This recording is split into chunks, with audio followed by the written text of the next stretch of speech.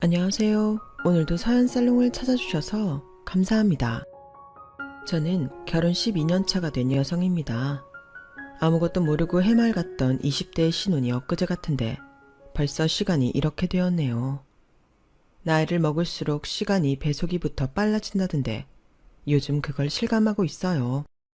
아직 마음은 마냥 어리기만 한 것 같은데 어디 가서 절대 어리다고 할 수 없는 나이가 되었네요.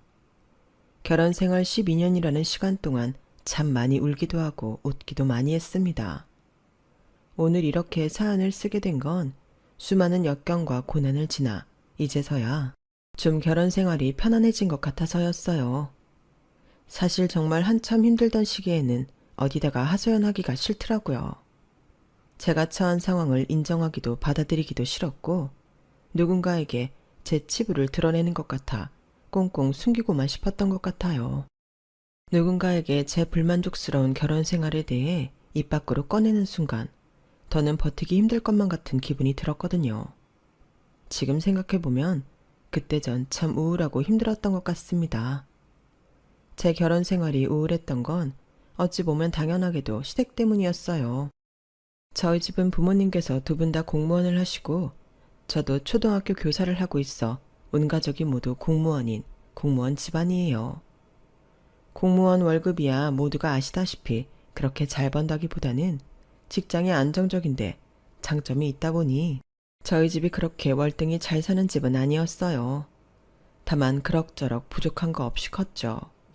저도 큰 돈을 버는데 욕심이 있는 것도 아니었고 부모님처럼 안정적으로 살고 싶고 아이들을 좋아하는 마음에 열심히 공부해서 교대에 들어갔죠.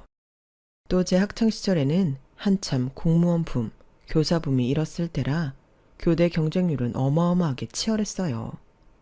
어쨌든 저는 노력해서 운 좋게 꿈을 이루었고 적성에도 잘 맞아서 학교를 행복하게 다니기 시작했죠.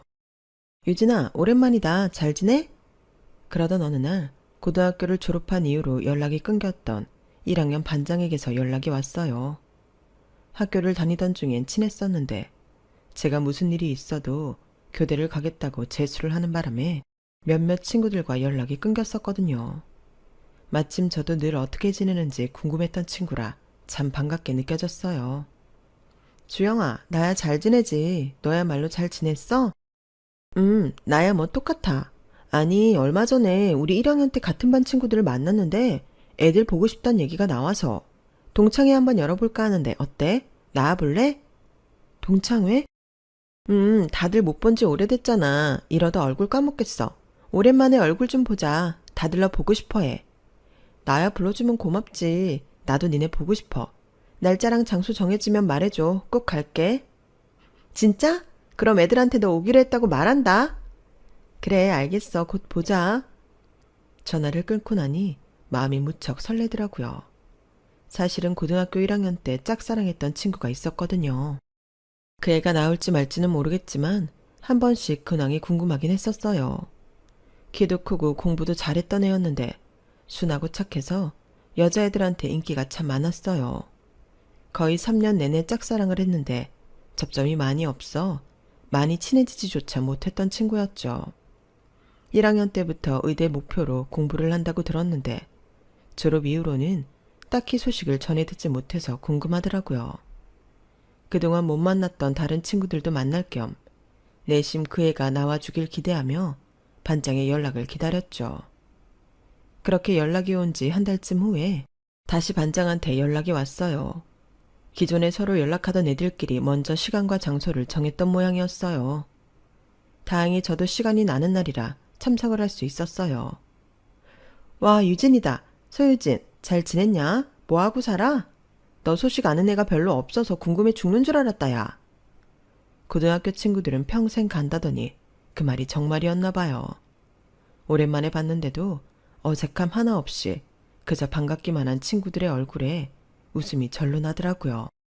반가워하는 친구를 뒤로 하고 짧은 시간이었지만 긴 테이블에 앉아있는 많은 친구들을 빠르게 눈으로 훑었어요.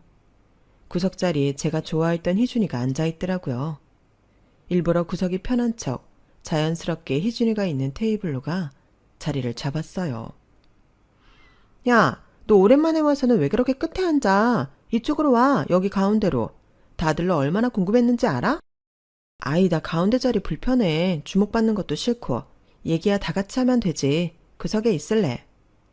가운데 자리로 오라는 친구들의 만류를 뿌리치고 희준이와 눈인사를 나눴어요. 다행히 희준이도 저를 반가워하는 눈치였어요.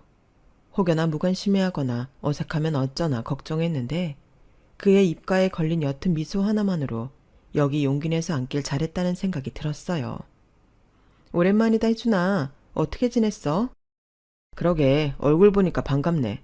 나는 의대 입학해서 공부 중이라 아직 학생이야. 와, 결국 원하는 데 간 거야? 옛날부터 의대 가는 게 꿈이라고 했었잖아. 맞아, 기억하네. 당연하지. 네가 맨날 반에서 1등, 전교권 유지하고 그랬는데 어떻게 잊어? 아무튼 정말 대단하다. 너라면 해낼 줄 알았어. 그렇게 말해주니까 고맙네. 넌 교대 가고 싶어 하지 않았어? 당연하다는 듯 돌아오는 질문에 저는 잠깐 멈칫했어요. 희준이가 설마 제 장래 희망을 기억하고 있을 줄은 몰랐거든요. 희준이랑은 1학년 때만 같은 반이었고 2, 3학년 때는 문과 이과로 나뉘어져서 같은 반이 되지 못했거든요. 희준이야 워낙 전교권에서 노는 공부 잘하기로 유명한 애였으니 제가 기억하는 걸 이상하게 생각하지 않았겠지만 저는 평범한 애였기 때문에 희준이가 그걸 아직 기억하고 있다는 게 기분이 묘하더라고요. 맞아, 기억하네. 내가 말한 적이 있었나? 예전에 당연히 기억하지. 나 반에 친한 사람 별로 없었잖아. 사실은 저도 희준이랑 친하다고 생각해 본 적은 없었는데 희준이는 나름대로 저를 친하다고 생각했던 모양이었어요. 전혀 생각도 못했던 희준이의 생각을 들으니 가슴이 마구 뛰었어요. 반 친구들은 제게 몇 번 관심을 주다가 몇 시간이 지나니 결국 가운데 테이블에 앉은 친구들끼리 이야기를 나누게 됐어요. 저와 희준이 옆자리에 앉은 친구들은 흥이 많은 친구들이라 테이블을 비우고 이리저리 술을 마시러 다니느라 둘만 남은 시간이 많았죠. 그래서 이런저런 이야기들을 하게 됐어요. 첫사랑은 오랜 시간이 지나고 다시 만나면 환상이 깨지니 다시 만나지 말라는 말도 있는데 저는 환상이 깨지기는커녕 더 좋아지더라고요.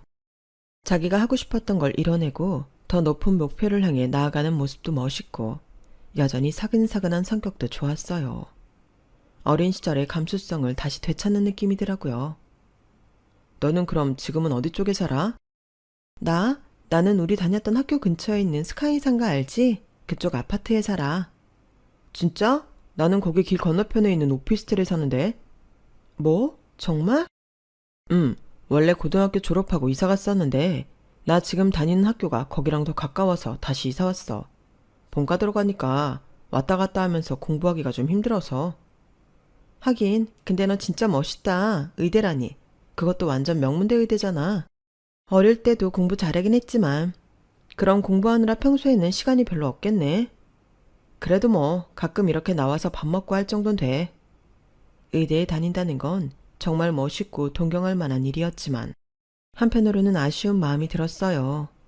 집도 가깝다는 걸 알게 되니 희준이랑 조금 더 친해지고 싶었는데 고등학교 때보다도 더 공부하느라 바쁜 애를 자꾸 불러내는 것도 민폐일 것 같아서 조심스럽더라고요. 그렇게 저희 사이에 할 말이 끊겨 침묵이 맴돌고 있는데 갑자기 희준이가 입을 열었어요. 내일 저녁에 뭐해? 저녁에? 뭐 없는데? 내일도 저녁 같이 먹을래? 그래도 돼? 안 될 거 없지. 너 바쁘잖아. 아까 공부 때문에 바쁘다고. 너랑 밥 먹을 시간은 있어. 희준이는 담백하게 다음 약속을 잡는데 얼굴이 터질 것 같았어요. 그 다음 날도 하루 종일 얼굴에 오른 열을 식히려고 물을 엄청나게 마셨죠. 그렇게 다음 날 저는 희준이를 만났고 얼마 안 가 저희는 연애를 시작하게 됐어요. 나중에 알게 된 사실이지만 희준이도 저를 마음에 두고 있었다고 하더라고요. 고등학생 때는 연애를 하면 공부에 방해된다는 생각에 쉽사리 다가가지 못하고 대학교에 입학하고 나서는 정신없이 시간이 흘러가서 잊고 있었는데 다시 저를 만나니 감회가 새로웠다고요. 희준이를 만나고 나서 저도 좋긴 좋았지만 사실상 저희가 알콩달콩 데이트를 즐길 수 있는 시간은 얼마 없었어요. 하지만 저도 제 시간이 중요한 사람이라 너무 붙어있는 연애보다는 각자 열심히 자기 개발을 하다가 한 번씩 쉴 때 서로를 찾는 연애 방식이 잘 맞았어요. 그렇다 보니 자연스럽게 희준이와는 연애를 꽤 오래 하게 되었고, 시간이 흐르고 흘러 희준이가 의사 면허를 따고 대학병원에 들어가게 되었죠.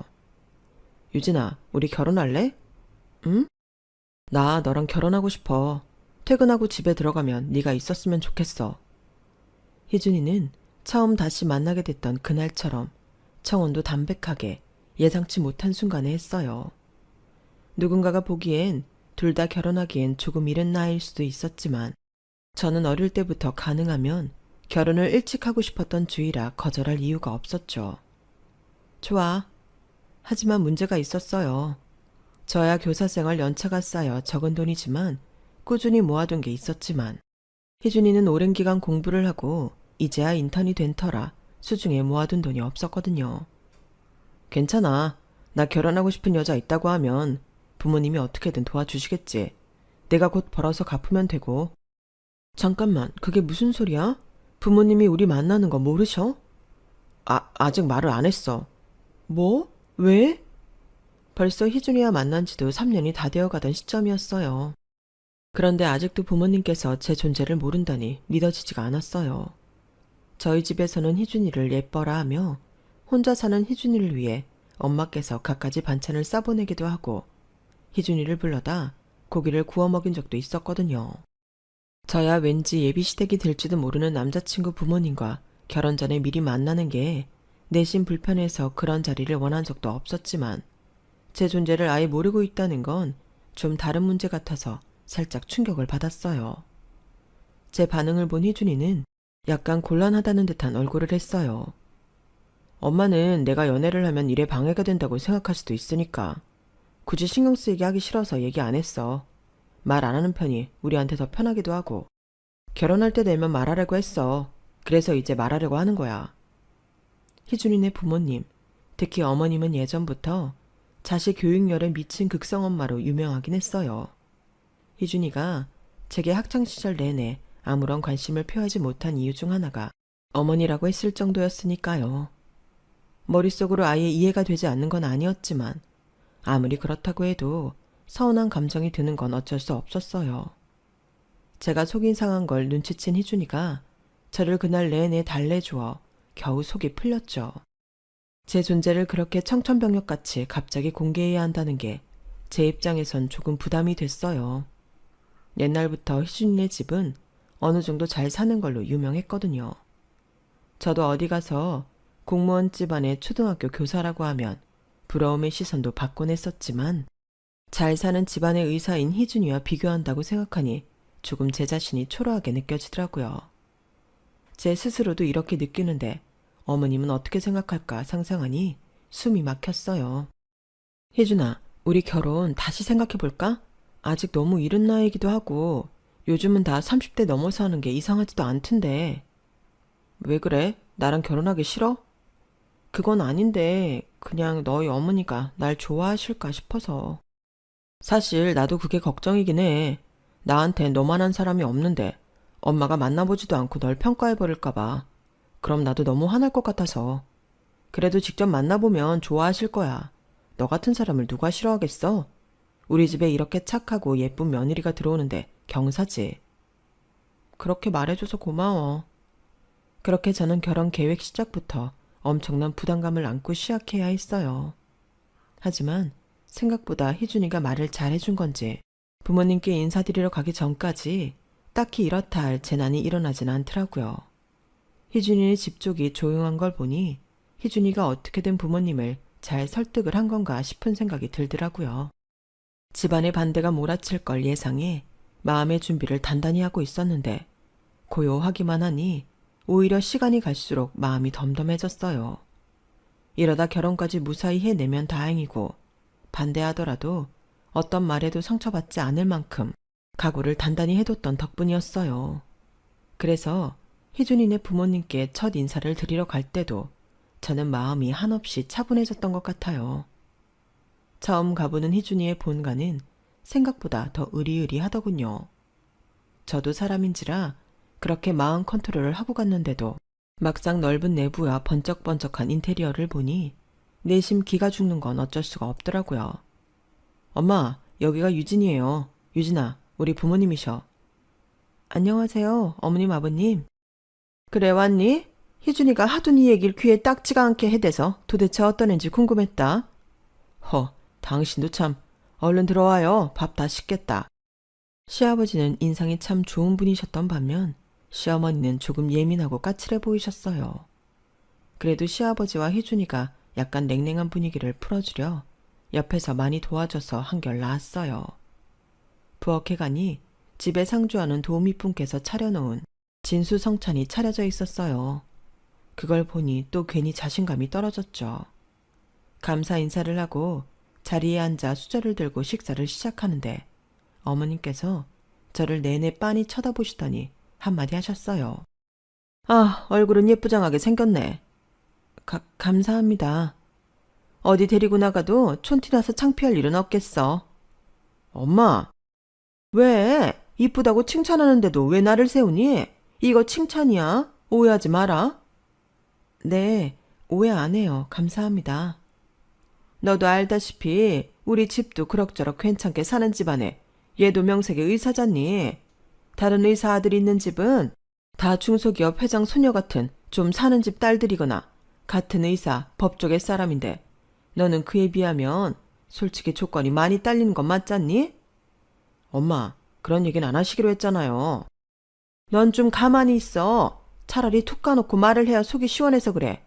그러니까 내가 하고 싶은 말은 희준이가 내 아들이라서가 아니라 객관적으로 사회적으로 봐도 희준이가 아까운 건 사실이란 뜻이야.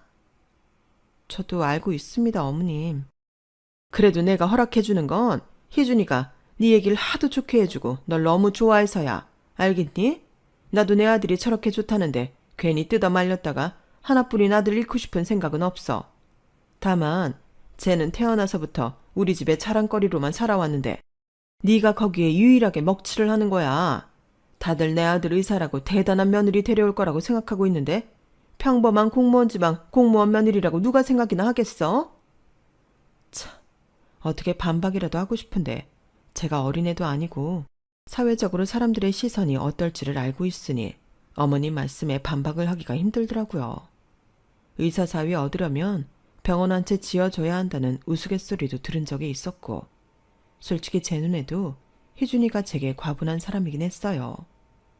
집 잘 살고 능력 있고 착하고 다정하게까지 한 남자인데 꼭 제가 아니어도 좋은 사람을 만나 결혼할 수 있는 남자란 생각이 들었거든요. 저에겐 희준이가 결혼 상대로서 최선의 선택이지만 희준이에겐 아닐 수도 있겠다는 생각이 문득 스쳤어요. 그날 이 대화 이후로 시부모님은 저를 딱히 불편하게 할 만한 대화는 안 하셨어요. 희준이가 워낙 눈 부릅뜨고 눈치를 주기도 했고 별로 그 이상 하고 싶은 이야기도 없어 보이셨어요. 그냥 제가 희준이에 비해 한없이 모자라다는 걸 한번 짚고 넘어가고 싶어 하셨던 것 같았어요. 그래서 저는 그냥 무조건 시부모님 마음에 들기 위해 잘해드려야겠다는 생각을 했죠. 이제 와서 희준이랑 헤어지고 싶은 마음은 조금 더 없었거든요. 조금 전에는 시부모님이 저를 정 안 좋게 보신다면 어쩔 수 없지, 등지고 살아야지 라고 다소 간단하게 생각을 했었는데 막상 만나 뵙고 나니 그러기가 힘들더라고요.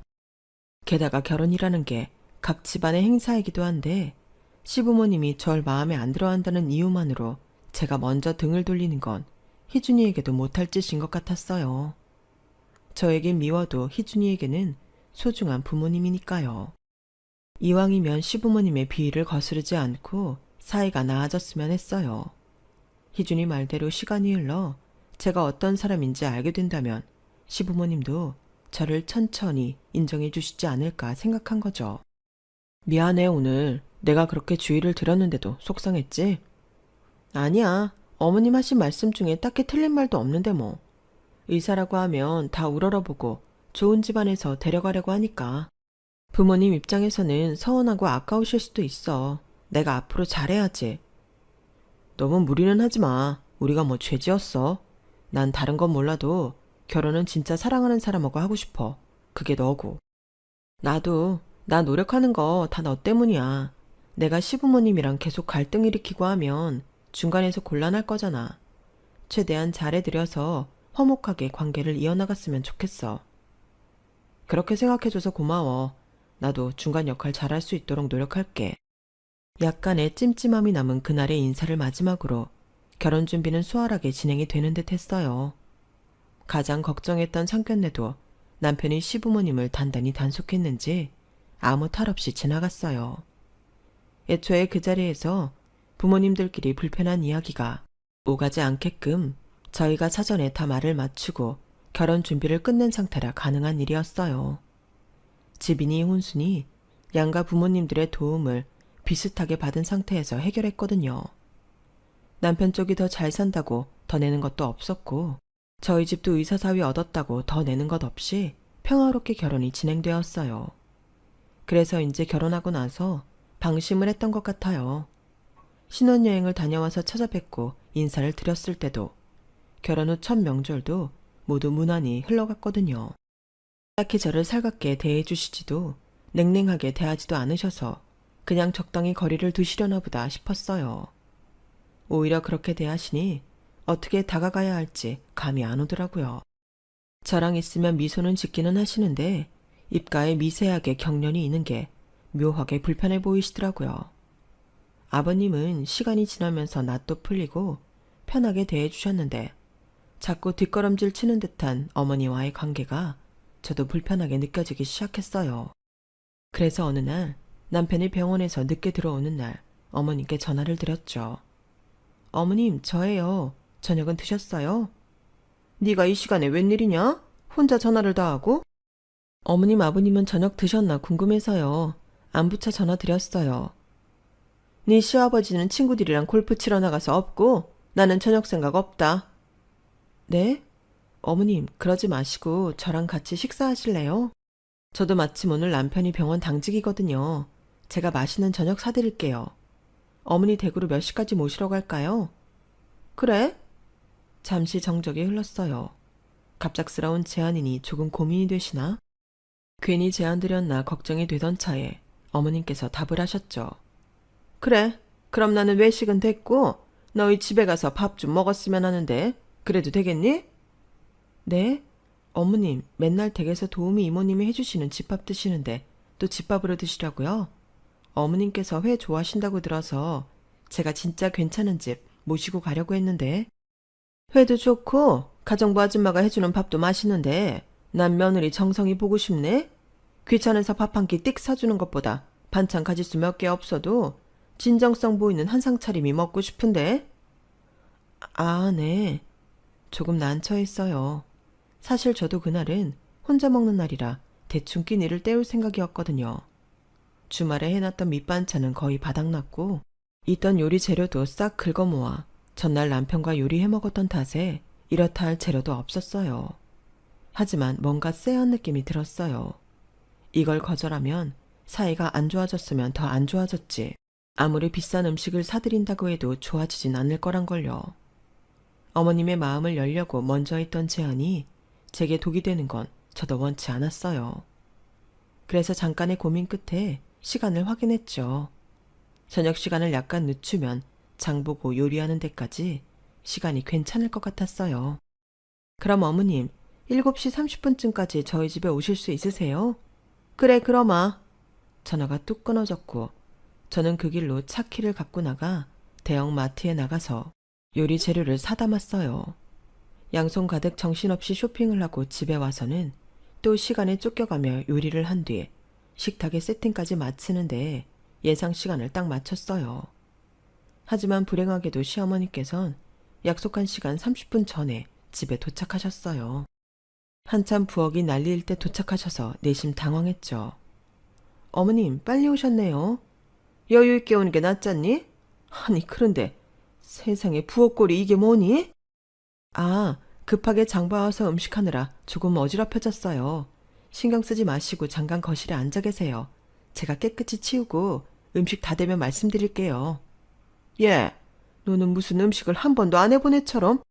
원래 음식을 하는 중간중간에 치워가면서 해야 하는 거야. 안 그럼 잔뜩 쌓아놓고 다 먹고 치워야 해. 우리 집 가정부 아줌마도 아는 걸 넌 왜 모르니? 네? 솔직히 너무 당황스러웠어요. 시간이 촉박해서 그런 거라고 말씀을 드렸는데도 가정부 아줌마 운운하며 잔소리 하시는 게 이해 안 되는 와중에 못마땅한 얼굴로 혀를 차시던 어머님이 갑자기 냉장고 문을 확 열어젖혔어요. 세상에 이렇게 먹을 게 없어? 너 무슨 혼자 자취하니? 미리 많이 사뒀다가 음식물 쓰레기 나오는 게 신경 쓰여서 보통은 하루 전이나 당일에 식재료를 사다 놓다 보니까 그래도 냉장고 안이 어지러운 것보다 낫지 않으세요? 저도 모르게 주눅이 들더라고요. 항상 냉장고가 꽉꽉 채워져 있어 봤자 둘 다 일을 하다 보니 밖에서 끼니를 때울 때도 많아서 나중엔 유통기한이 지나 버리게 되는 음식들이 많더라고요. 그러다 보니 냉장고 안이 텅텅 비어 보일 순 있는데 어머님이 저에게 말도 없이 냉장고를 한 칸 한 칸 열어보니 얼굴이 헛헛하게 달아오르더라고요. 마치 저희 집에 음식을 얻어먹으러 온 게 아니라 저희 집 살림을 잘하고 있나 검사하러 온 것 같은 느낌이었어요. 낫긴 뭐가 나? 주부가 냉장고에 먹을 음식 정도는 꼬박꼬박 채워놔야지. 설마 귀한 아들 데려다가 음식하기 귀찮다고 굶기는 건 아니지?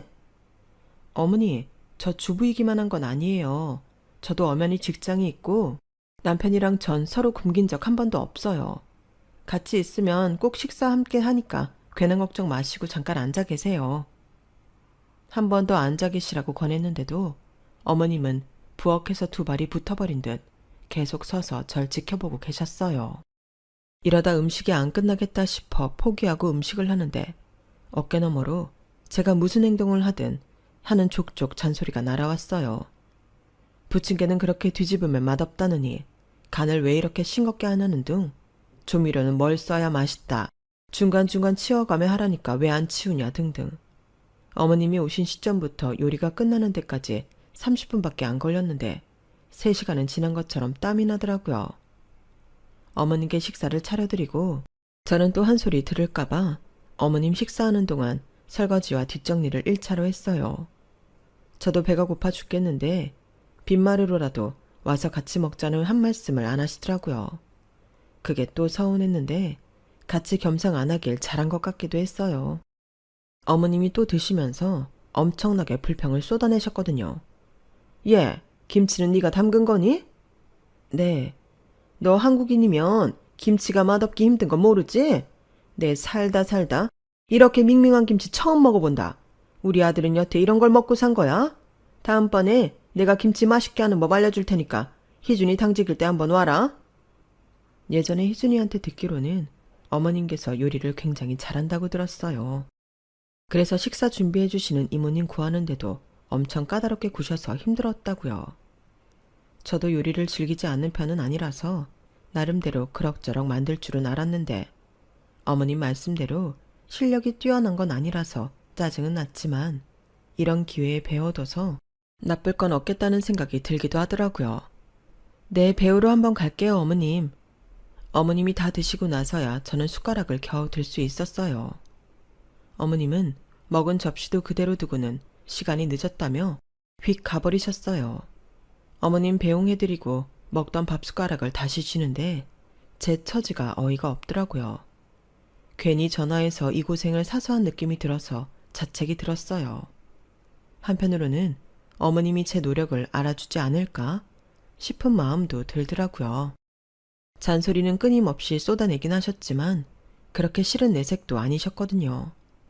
못마땅한 며느리의 노력에 대한 표현이겠거니 싶어서 너무 서운하게 생각하지 않기로 했어요. 서운해하면 저만 손해기도 하고 제 얘기를 전해들은 남편도 무척 좋아했거든요.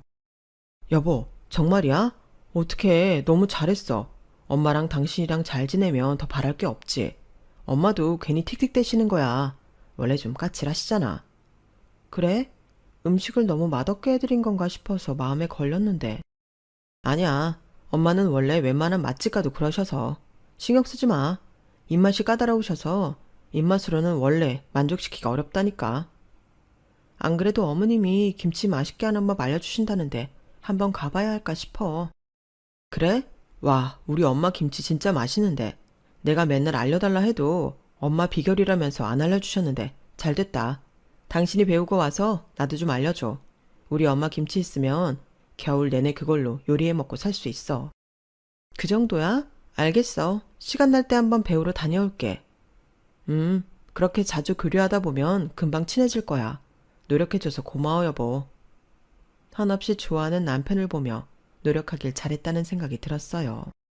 시어머님이 불편한 것과는 별개로 결혼 후 남편과는 점점 사이가 애틋해지는 것 같았거든요. 잘해주던 남편이 결혼 후에 돌변한다던 어떤 여자들의 후기와는 달리 저희 남편은 여전히 바쁘긴 해도 쉬는 시간을 쪼개서라도 제게 신경을 많이 써주고 다정한 태도를 유지했어요. 그런 남편이었기에 제가 더 노력할 수 있었던 것 같아요. 이왕이면 어머님과 빨리 친해져서 남편을 더 기쁘게 해주고 싶다는 생각이 들었죠. 너무 머지않은 시간 내로 시어머니를 찾아뵈려고 했었는데 하필 애들 시험 기간이 겹쳤어요. 기출문제를 검토하고 문제를 만드느라 평소보다 정신이 조금 없던 기간이었어요. 갑자기 어머님께서 전화를 미친 듯이 걸기 시작하시더라고요. 예, 김치재료 다 사다 놨으니 오늘 저녁에 좀 들러라. 네? 어머님, 저 죄송한데 요즘은 애들 시험 기간이라 좀 바빠서요. 제가 시간 괜찮을 때 주말에 미리 연락드리고 찾아뵐게요. 뭐? 내 말 못 들었어? 재료 다 사다 놨대도? 그럼 김장을 다 혼자 하란 말이야? 아, 그러면 오늘 제가 이모님 하루 일당 더 챙겨드리고 김장 한번 도와달라고 부탁해 볼게요. 연락처 좀 받을 수 있을까요? 다른 날은 몰라도 오늘은 도저히 퇴근하고 어머님 댁까지 가서 김장을 하고 돌아올 자신이 없었어요. 전날 고민스러운 일이 있어 잠도 많이 못 잔 상태였던 데다 이제 겨우 수요일이라서 오늘도 잠을 못 자면 일주일 내내 피로가 쌓일 것 같았거든요. 하지만 어머님의 태도는 단호했어요. 이모님 마침 오늘 휴일이야. 간만에 집에 없는 사람 다시 불러내라고? 믿었던 이모님마저 하필 이런 날 휴일이라니. 게다가 재료를 다 사다 놨다고 하셔서 거절하기도 여간 곤란한 상황이 아니었어요. 어머님, 그럼 재료 오늘 하루만 두고 제가 내일 퇴근하고 갈게요. 오늘은 잠만 확보하자는 생각이 들어서 일단 그렇게 말씀드렸는데 수화기 너머로 냉랭한 기운이 다 느껴질 정도였어요. 오늘이어야 한다니까. 눈웃음 살살 치면서 알려달라고 할 땐 언제고 역시 다 빈말이었니? 정말 최근에 좀 바빠서서 그래요, 어머님. 오해는 하지 말아주세요. 네가 바빠봐야 의사인 내 아들보다 바쁠까? 네 남편은 그렇게 바쁜 와중에 가정에 챙길 거 다 챙기는데 너는 이 핑계 저 핑계가 왜 이리 많아? 애초에 내가 일을 잘하는 애였음 내가 이러지도 않았어. 저번에 집 가서 일하는 거 보니 내 속이 다 터지고 천불이 나서 좀 알려주려 했건만 기껏 지 생각해서 시간 내서 장 다 봐왔는데 뭐 못 온다고? 참나 어이가 없어서. 분위기가 점점 험악해져 가는 것 같아 난처하더라고요. 아니, 상식적으로 이렇게 직장에 있는 사람한테 대뜸 전화해서 오늘 오라고 하는 게 말이 되나요? 제가 굳이 일 때문에 바쁜 기간이 아니었더라도 다른 선약이 있을 수도 있는 건데 말이에요. 솔직히 말하면 저도 잠을 못 잔 상태라 예민해져서 그런지 엄청 짜증나더라고요. 어찌됐건 오늘은 못 가요, 어머님. 내일 갈게요. 오늘 당장 안 한다고 재료들 싹 갖다 버려야 하는 건 아니잖아요. 저도 모르게 말이 날카롭게 나갔어요. 제가 이 바쁜 시간에 왜 어머님 전화를 붙들고 이렇게 시간 뺏겨야 하는지도 모르겠고 오늘은 퇴근하자마자 집에 가서 자고 싶은 마음이 간절했어요. 사 먹어도 그만인 김치를 꼭 배워야겠다고 이 컨디션에 시댁에 다녀올 일은 없잖아요. 제가 세게 나올 거라곤 미처 예상을 못하신 모양인지 잠시 말이 없던 어머님이 전화를 뚝 끊으셨어요. 다시 전화해서 좀 달래드려야 하나 싶었지만 기력이 없었어요. 오늘만큼은 좀 모른 척하고 싶더라고요. 그 뒤로는 연락이 없어서 오히려 편하더라고요. 덕분에 집에 가서 휴식을 취하고 다음날 맑은 정신으로 출근할 수 있었죠. 어머님, 저 오늘 바로 댁으로 갈게요. 어제 못 가서 죄송해요. 어머님이 전화를 너무 안 받으셔서 문자를 남겼어요. 혹시나 싶어서 아버님께도 미리 연락을 드렸고요. 너희 시어머니 단단히 삐졌다. 농담하시는 아버님 말씀을 듣고 오늘은 냅다 엎드려서라도 비 맞추는 척 좀 해야겠다 싶었어요. 오지 말라니까 왜 왔어? 죄송해요, 어머님. 어젠 정말 사정이 있었어요. 그래도 바로 다음날 이렇게 왔잖아요. 너처럼 제멋대로 사는 애한테 내가 무슨 일을 가르치겠다고. 내 아들이 그 맛없는 음식 주워 먹고 살 거 생각하니 짠해서 뭐라도 가르쳐 주려고 한 건데 호의를 생각하긴커녕. 그래서 왔잖아요. 남편도 남편이지만 배워서 나중에 어머님께 더 맛있는 한 끼 차려드릴게요. 아무리 좋게 말씀드려도 어머님의 냉랭한 태도는 풀릴 줄은 몰랐어요. 저한테 짜증을 풀듯 신경질을 부리며 김치를 가르치시더라고요. 식구 몇 되지도 않는데 사오신 김치 재료량은 어찌나 많은지 저는 제가 김치 공장에 아르바이트라도 하러 온 줄 알았어요. 그래도 군말 없이 어머님이 시키는 대로 하고 있었는데 손 하나 까딱 않고 말로만 제게 일을 가르치던 어머님이 대뜸 그러시더라고요.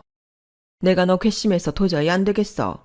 시집 올 때 영 마음에 안 드는데도 참고 결혼시켜줬더니 시부모 알기를 우습게 알고 그런다고 내 아들 케어를 잘하면 몰라.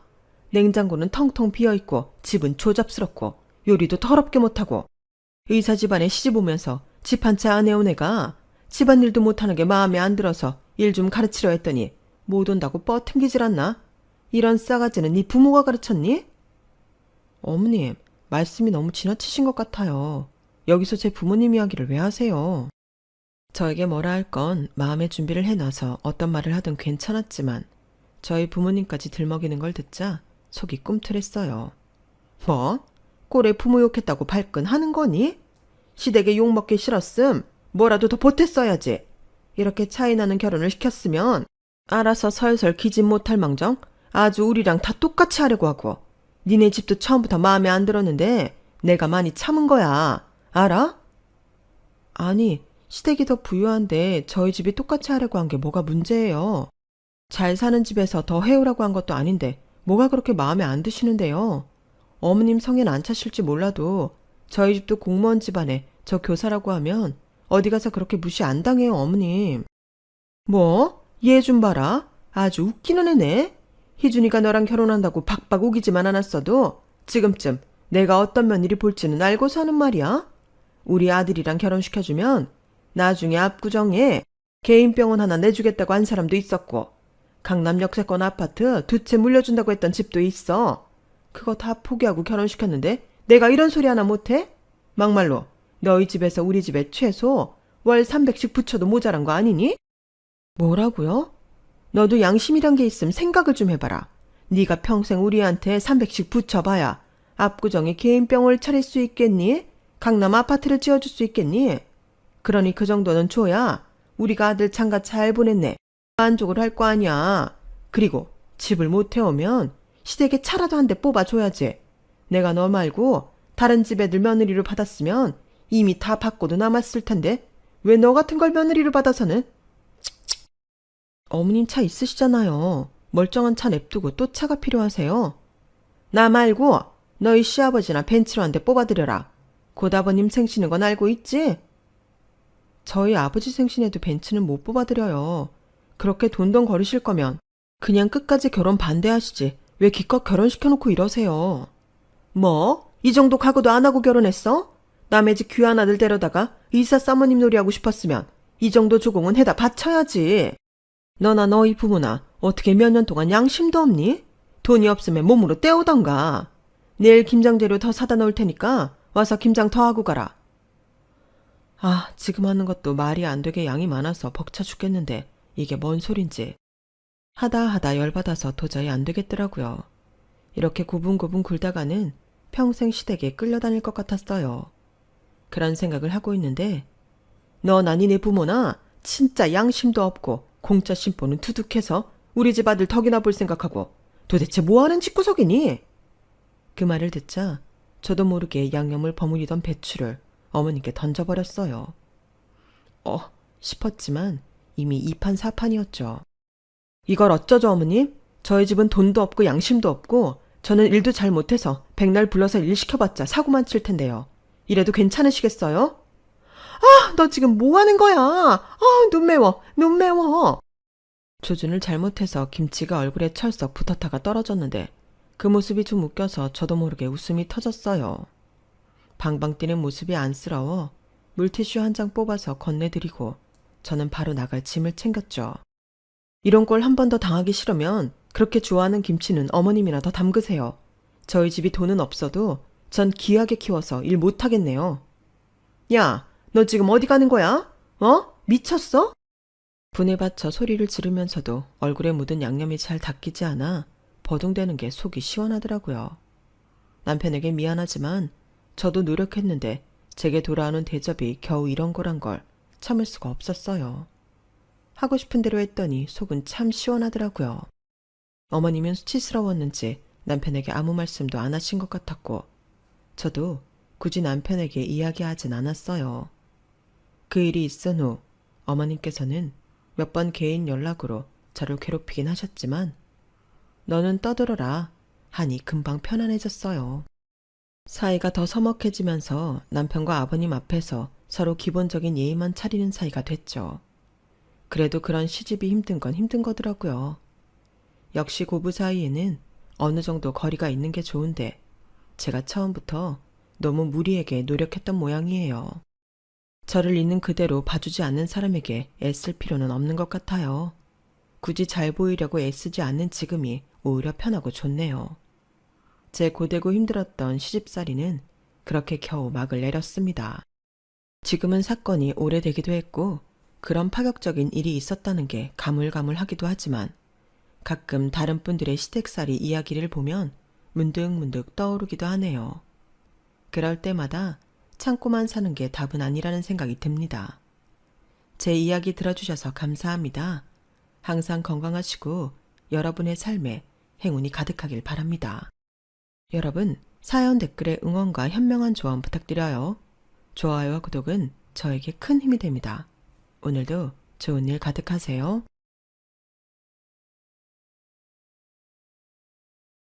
안녕하세요. 오늘도 사연살롱을 찾아주셔서 감사합니다. 저는 억울하게 이혼당하고 비로소 진정한 반려인을 만나 현재는 딸 하나 낳고 행복하게 살고 있는 40대 중반 여성입니다. 여러분, 저는 제 이야기에 앞서 여러분들께 여쭤보고 싶은 게 하나 있어요. 여러분은 만약 배우자가 큰 병에 걸렸다고 하면 어떻게 하실 건가요? 글쎄, 어디서 조사한 건지는 정확히 알 수 없지만 간병해주는 아내는 있어도 간병하는 남편은 없다는 말을 들은 적이 있는데요.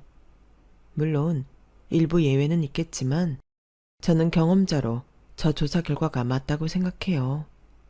제가 딱 그 경험을 한 사람이거든요. 정확히 저는 10년 전 갑상선 암에 걸렸어요. 그리고 암은 결혼하고 1년 정도 되었을 때 진단을 받게 되었는데 제가 암이라는 사실을 안 시어머니와 남편의 태도는 실망 그 자체였죠. 그래도 갑상선 암은 그나마 예후가 좋은 암인데도 특히 시어머니가 저한테 상처를 많이 주셨어요.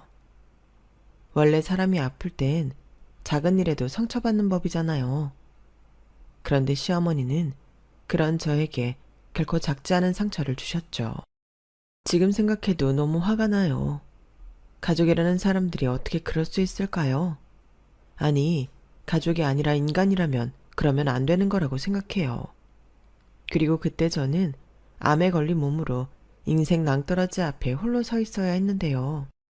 그때는 그게 제 인생을 최악이라고 생각했는데 사람 일은 아무도 알 수 없다고 그게 제 인생을 바꿔놓을 기회가 되었어요. 그리고 지금에서야 모든 것이 그저 나쁜 것만은 아니라는 걸 깨닫게 되었는데 지금부터 그 이야기를 여러분들에게 들려드릴까 합니다. 그럼 롤러코스터 같았던 제 기막힌 사연을 시작해 볼게요. 저와 전 남편은 소개로 만났어요.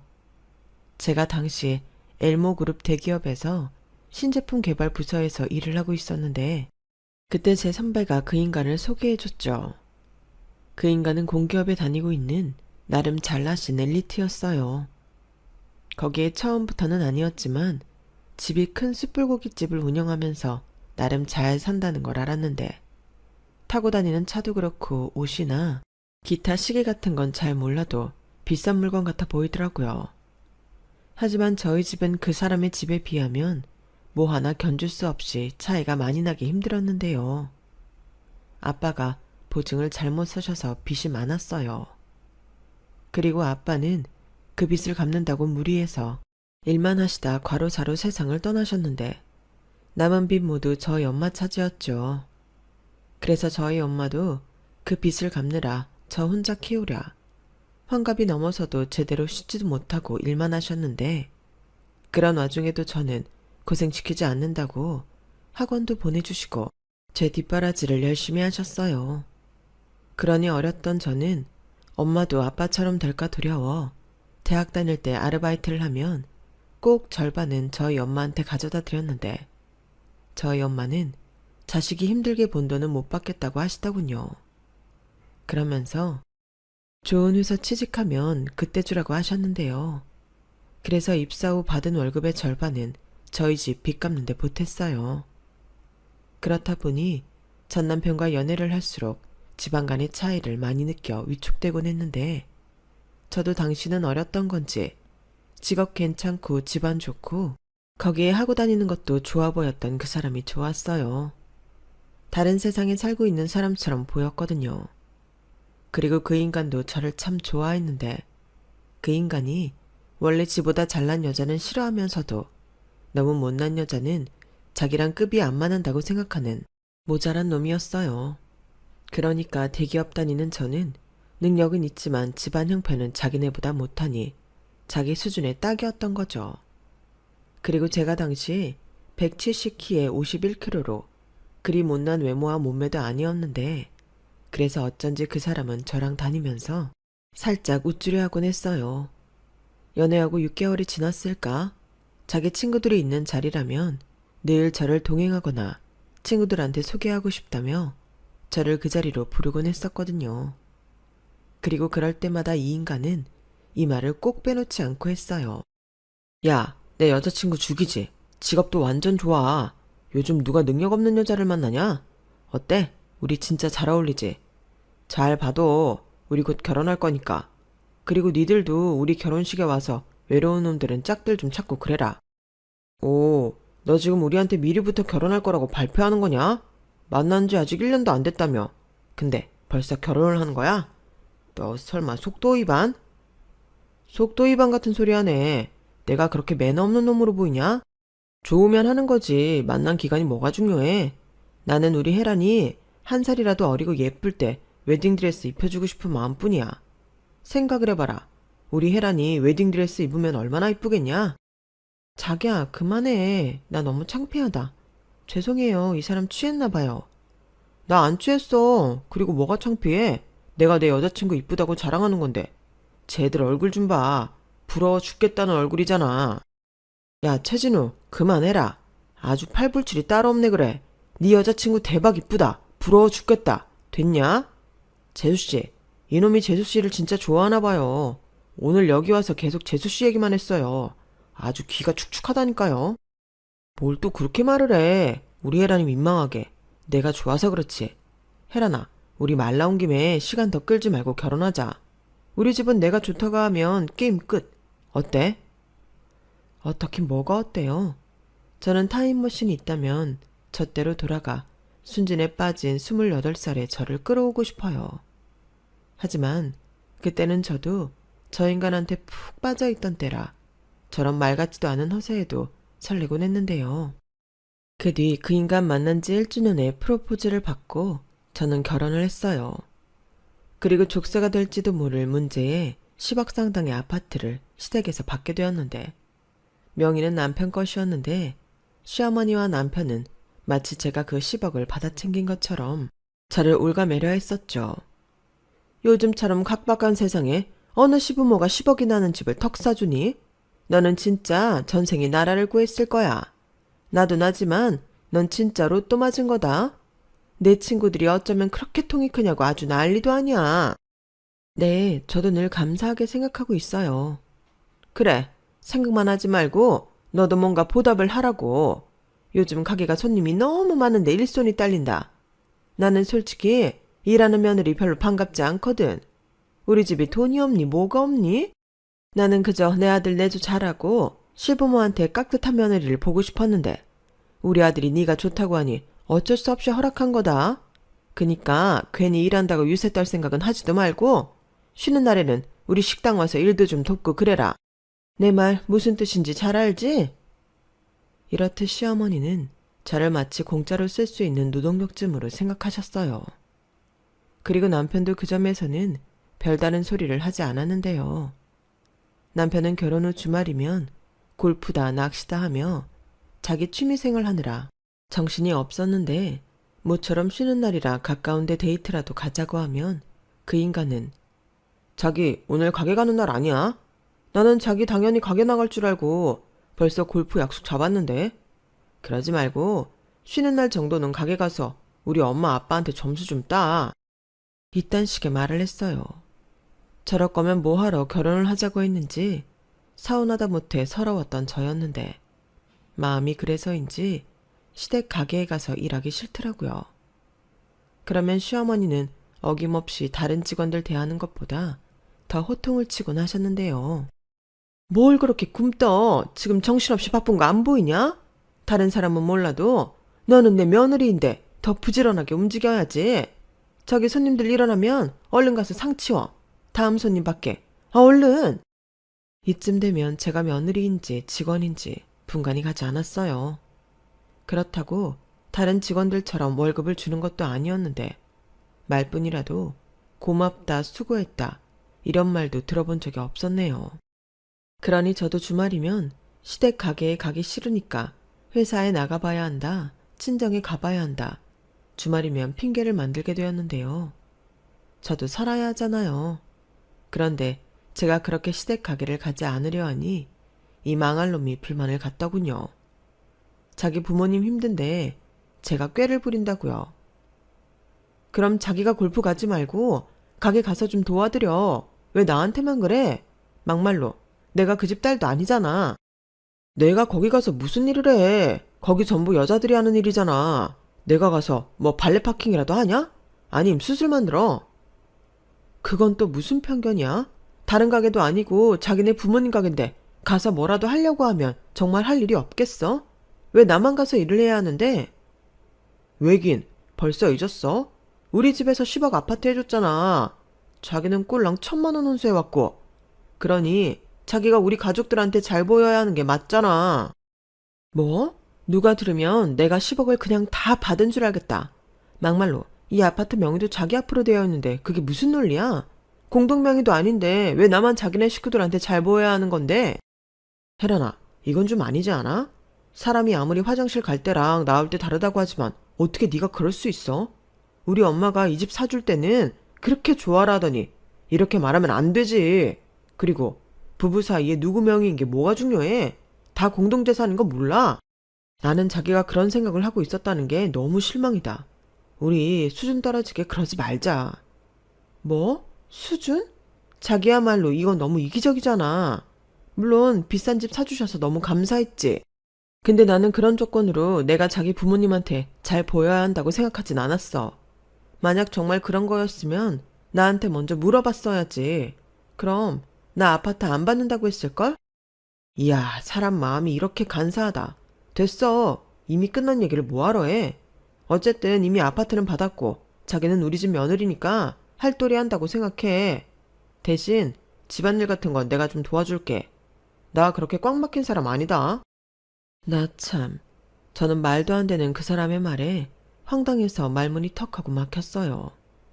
그리고 그렇게 기분 나빠하면 이 인간은 치사하게 제 친정에 꼴 같지 않은 선물을 보내거나 용돈을 보내 저를 더 곤란하게 만들었는데요. 혜란아, 최서방이 글쎄 나한테 용돈을 30만 원이나 보냈더라. 내가 왜 갑자기 아무 날도 아닌데 돈을 보냈냐고 바로 전화해서 물어보니까 장모님 생각이 나서 보냈다는 거야.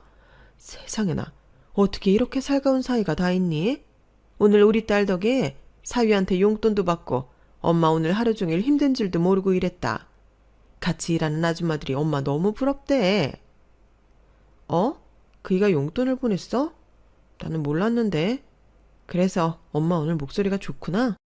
그래, 엄마가 돈 때문이 아니라 사위가 이렇게 엄마를 챙기니 내 딸이 시집 하나는 잘 갔구나 싶어서 기분이 좋았어. 사실 엄마는 해준 것도 없는데.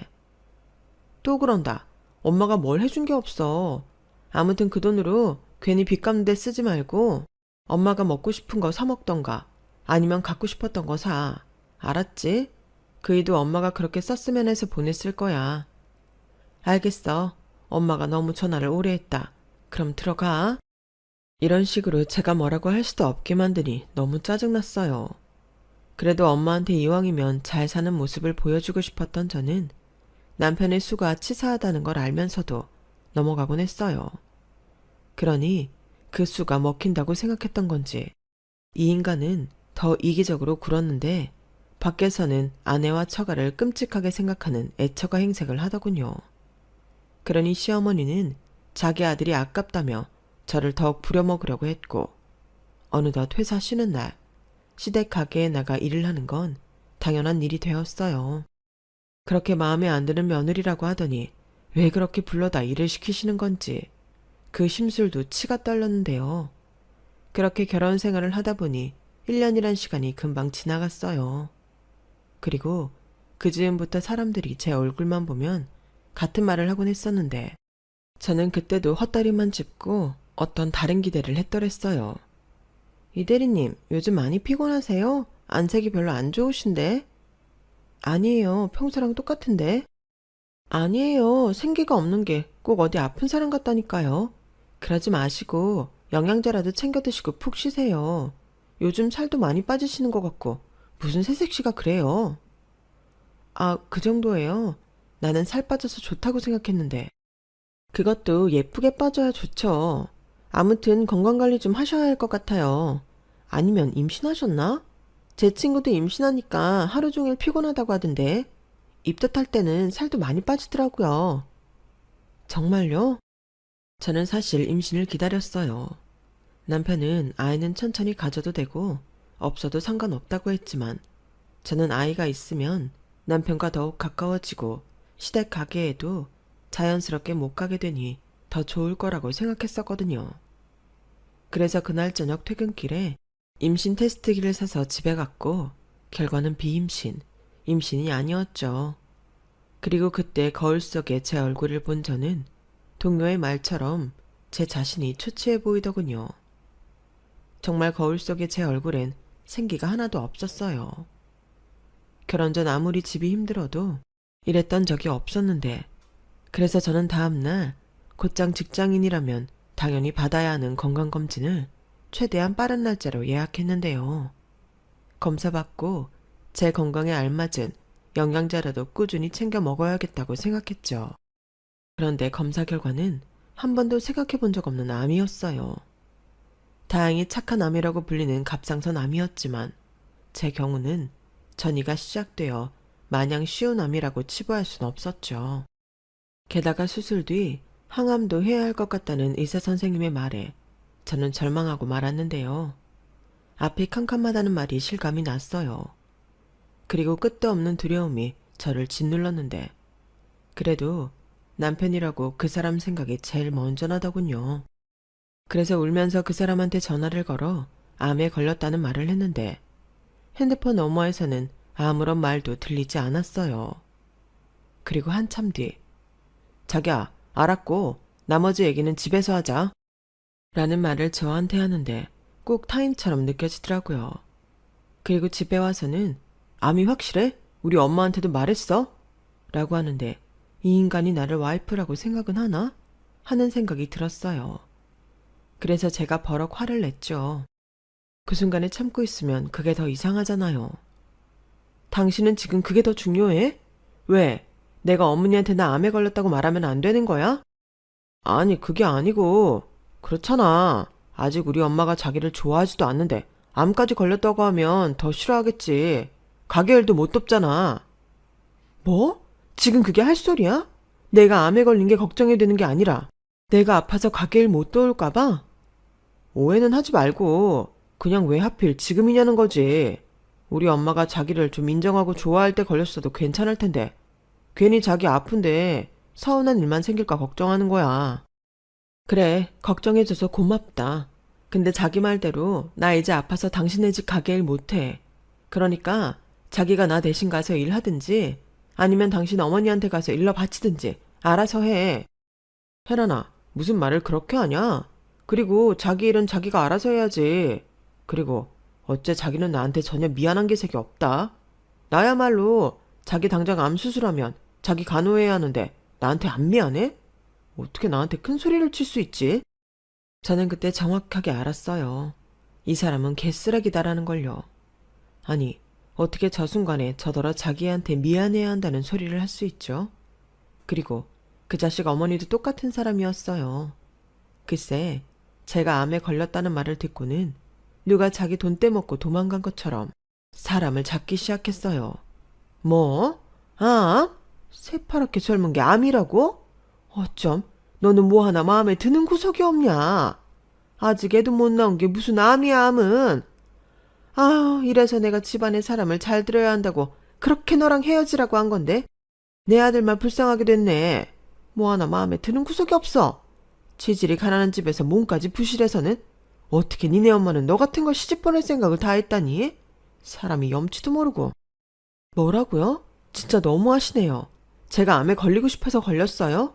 어떻게 된 게 사람이 그래요? 지금 보니 그 이랑 어머니가 아주 판박이네요. 하긴 어머님이 키웠는데 인성이 좋을 리가 없죠. 보고 배운 게 어머니일 텐데. 그리고 저 생각해봤는데 어머니 때문에 암에 걸린 것 같아요. 사람이 제대로 쉬어야 되는데 저는 쉬는 꼴 못 보고 계속 가게에 불러다 일 시키시려고 하셨잖아요. 뭐야? 지가 지 몸 관리를 제대로 못해서 병에 걸려놓고 뻔뻔하게 누구 탓을 해? 안 되겠다. 내가 이렇게 가만히 있다가는 나야말로 화병에 걸려서 돌아가시겠어. 시어머니라는 사람은 그렇게 말하고 흥분해서는 뻔뻔하게 저희 엄마한테 전화를 하셨어요. 그리고 한껏 목청을 높이더니 아직 저도 저희 엄마한테 말하지 못한 제 병에 대해 말을 하고 말았어요. 저기요, 난데요. 아니 어떻게 엄마라는 사람이 저런 하자 있는 물건을 남의 집에 보낼 수 있죠? 나는 그것도 모르고 10억이나 되는 아파트를 사줬는데 은혜를 원수로 갚아도 유분수지? 내가 진짜 속에서 천불이 나서 죽겠습니다. 네? 그게 무슨 하자 있는 물건이라뇨? 어머, 지금 잡아 떼시는 거예요? 댁내 딸, 암 걸렸잖아요, 암. 네? 제 딸이 암이라고요?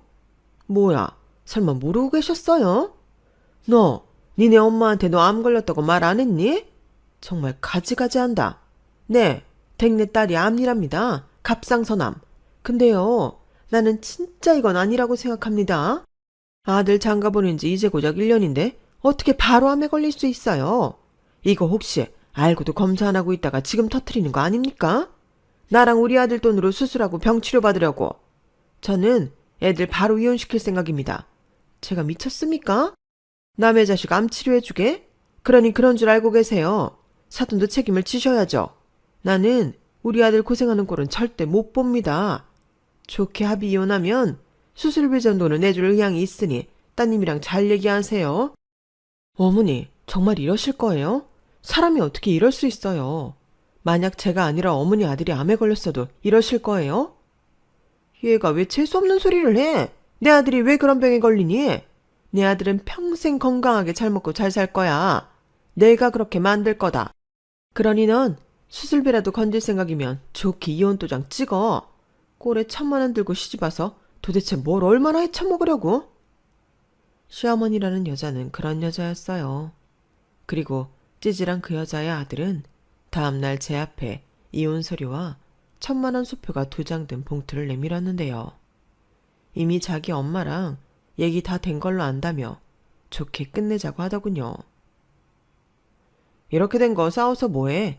여기 돈은 자기가 해온 혼수값이랑 위자료. 뭐 자기 입장에서는 돈 벌었다고 생각하면 되겠네. 뭐? 돈을 벌어? 웃기고 있네. 내가 그 가게에 나가서 번 돈 제대로 계산하면 1,000만 원은 우스워. 사람이 가만히 있으니 정말 우스워 보이니? 아픈 사람이 왜 그렇게 화를 내? 너 그러다 암세포 더 빨리 전이 될라. 그냥 우리 마지막은 서로 좋게 하자. 그때는 가족이었잖아. 나도 장모님한테 잘해드렸어. 용돈도 보내드리고 어버이날엔 꽃바구니도 보내드리고 추석엔 여행도 보내드렸잖아. 추석 연휴에 비행기랑 호텔 잡는 거 얼마나 어려운 건지 모르지. 그거 다 네가 네 주변 사람들한테 자랑하려고 그런 거잖아. 좋은 사위 코스프레 하려고. 뭐가 됐든 내가 했다는 건 팩트잖아. 그러니 서로 구차하게 따지지 말고 여기 도장 찍고 이젠 자기 몸에만 신경 써. 원래 병이라는 게 마음이 중요한 거라고 하더라고. 저는 뻔뻔한 그 사람의 말에 아무런 망설임 없이 도장을 찍었어요. 그리고 1,000만 원은 저희 엄마가 저 혼수해주느라 주신 돈이니 그것만 챙기고 위자료를 합시고 주는 그 1,000만 원은 그 인간 면상에 던져버렸는데요. 어쩜 그 인간은 그 순간에도 돈 굳었다며 좋아하더군요.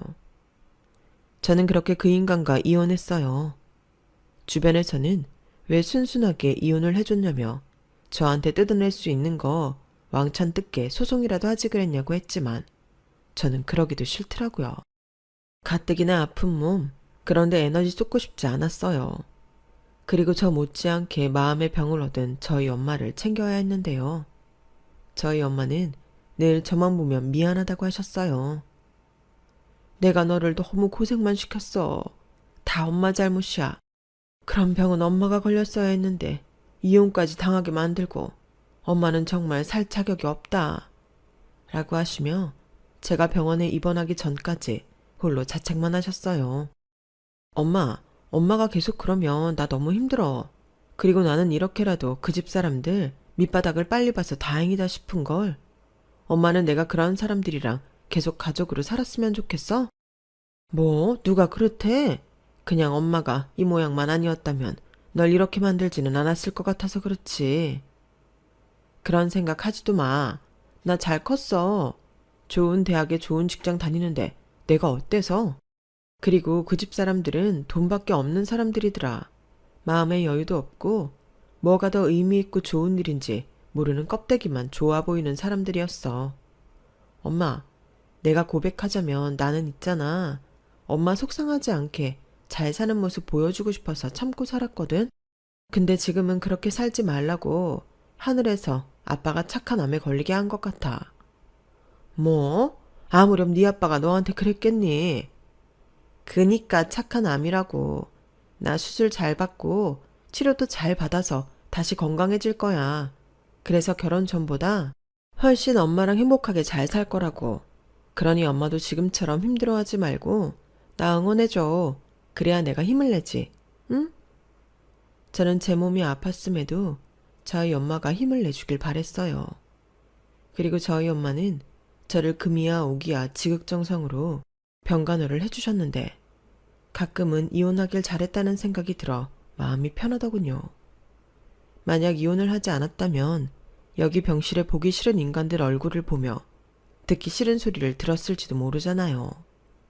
그리고 무엇보다 엄마를 위해서라도 나는 꼭 완쾌해야겠다는 의지가 강했는데 그런 제 의지가 통했던 건지 저는 스스로 한 차례의 항암을 받긴 했지만 빨리 회복됐어요. 거기에 저는 병원에서 시키는 건 빼먹지 않고 착실하게 다하며 시간이 나면 책도 보면서 마음의 상처도 치료했는데요. 그렇게 열심히 치료에만 집중하자 어느덧 퇴원해도 된다는 말을 듣게 되었어요. 주기적인 통원은 해야 했지만 거의 정상적인 생활이 가능했죠. 그래서 병가를 냈던 회사에 다시 복직을 했는데 그 뒤엔 일이 전보다 훨씬 재미있었어요. 물론 워낙 큰 회사라 사람들이 많은 탓에 듣기 싫은 소문을 들을 때도 있었지만 그럴 때면 오히려 더 당당하게 잘 지내는 모습을 보여줬어요. 그 사람들은 모르잖아요. 이혼하고 다시 건강을 되찾은 지금이 그 전에 비하면 훨씬 행복하다는 걸요. 그리고 죽을 힘을 다해 다시 살아났는데 그런 사람들의 말에 일희일비하고 싶지 않았어요. 저는 제 인생이 더 중요했거든요. 그리고 그 즈음 저에겐 한 가지 목표가 생겼는데요. 원래 최고의 복수는 그 인간들보다 잘 사는 거라고 저는 보란듯이 건강하고 행복하게 살고 싶었어요. 가능하면 좋은 사람이랑 연애도 하고 여행도 다니면서 누가 봐도 잘 사는 모습을 보여주고 싶었죠. 다행히 이런 제 모습을 좋게 봐주는 사람들이 많아 저는 이혼 전보다 좋은 동료와 친구가 훨씬 많아졌어요. 그 사람들과 함께 있으면 시간 가는 줄 모르고 마냥 즐겁기만 했는데 그렇게 좋은 에너지를 많이 받으니 사람이 더 활기차고 건강해지는 기분이 들더군요. 그리고 저는 제 건강을 지키기 위해 꾸준히 운동까지 하며 자기 관리를 철저히 했는데요. 그 때문이었을까요? 체력은 물론이고 몸 라인도 더욱 예뻐졌는데, 그렇다 보니 여기저기서 자기 아는 사람이랑 소개팅을 하라고 많이들 권했어요. 그 사람들은 하나같이 이혼을 했던, 암에 걸렸었던, 전혀 상관없다며 저를 소개받고 싶어 했는데요. 처음엔 그 사람한테 질려 남자는 됐다고 마다하기도 했지만 내가 왜 그래야 하나? 좋은 사람이 있다면 만나고 싶다는 생각이 들어 마음을 바꾸게 되었죠. 그러다 세 번째 소개팅이었나? 그때 지금의 남편을 만나게 되었어요. 그 인간보다는 다소 소박해 보이는 순한 인상의 사람이었는데 어째 그 사람과 함께 있으면 말도 술술 잘 나왔고 무엇보다 마음이 편하더라고요. 게다가 이 사람은 제가 이혼의 상처와 암수술을 받았다는 걸 알기에 저를 많이 배려하려 노력하는 게 보였는데 저희 엄마가 아닌 다른 사람이 저를 신경 써준다는 게 새롭게 느껴졌어요. 그러다 한 달이 지나고 또 두 달이 지나면서 저희는 점점 가까운 사이가 되었고 서로 이런 얘기 저런 얘기를 하던 끝에 제가 살아온 이야기를 그 사람한테 하게 되었어요. 그러자 그 남자는 제가 볼까 몰래 눈물을 훔치며 제 이야기를 경청해 주었는데 나중엔 제 손을 잡고 그러더군요. 얼마나 힘들었냐고요. 그리고 지금까지 잘 견뎌줘서 고맙다고 대단하다고 해줬어요. 뭐가 대단해요. 그냥 죽기 살기로 치열하게 살았죠. 그니까 대단하다고요. 다른 사람들은 아마 포기했을지도 몰라요. 포기가 더 쉽잖아요. 그래서인가? 혜란 씨는 나보다 4살이나 어린데도 꼭 지혜로운 어른 같아요. 그래서 좋았고요. 그 말, 저더러 나이보다 더 늙어 보인다는 소리는 아니죠? 원래 이상형이 연상이었다든가. 에이, 아니에요. 그냥 저는 처음부터 다 좋았다고요. 그리고 만나면 만날수록 혜란 씨를 더 좋아하게 되는 것 같아요. 저는 그 남자의 말에 진심을 느꼈어요. 생각해보니 누군가의 말 속에 진심을 느꼈던 일이 저에겐 잘 없었더라고요. 그렇게 보니 겉모습보다 그 사람이 내면에 저는 푹 빠지게 되었고 그 사람과 연인 사이가 되었는데요. 만난 지 3년이 되었을까? 그 사람이 저에게 청혼을 했어요. 저는 한번 다녀온 경험이 있지만 그 사람은 초혼이었죠. 게다가 홀 어머니를 모시고 사는 남자라 솔직히 청혼을 받았을 때는 이런저런 걱정이 앞섰는데 제가 이 사람을 많이 좋아하다 보니 용기를 내고 싶었어요. 그래서 일단 결혼 허락을 받기 위해 두근거리는 마음으로 그 남자의 엄마, 지금의 저희 시어머니를 만나러 갔는데요. 저는 아직도 그때의 그 순간을 잊지 못합니다. 이미 당신 아들에게서 제 사연을 모두 들은 시어머니는 정말이지 건강한 밥상 한 상을 차려놓고 저를 맞아주셨는데 저를 보자 감정에 북받쳐 저를 와락 껴안아 주셨어요. 여기까지 오느라 고생 많았어요. 어쩜 이리 좋은 날이 또 있을까? 고마워요. 도대체 뭐가 고맙다시는 건지 시어머니는 그날 연신 제 손을 잡으며 당신의 온기를 저에게 나눠주셨어요. 그럴 생각은 아니었는데 자꾸만 전 시어머니랑 비교가 되더라고요. 그렇다고 지금의 시댁이 전 시댁보다 경제적으로 못 사는 것도 아니었는데 아무리 가진 게 많다고 한들 시어머니는 검소한 생활을 하시려 노력하시는 분이셨어요.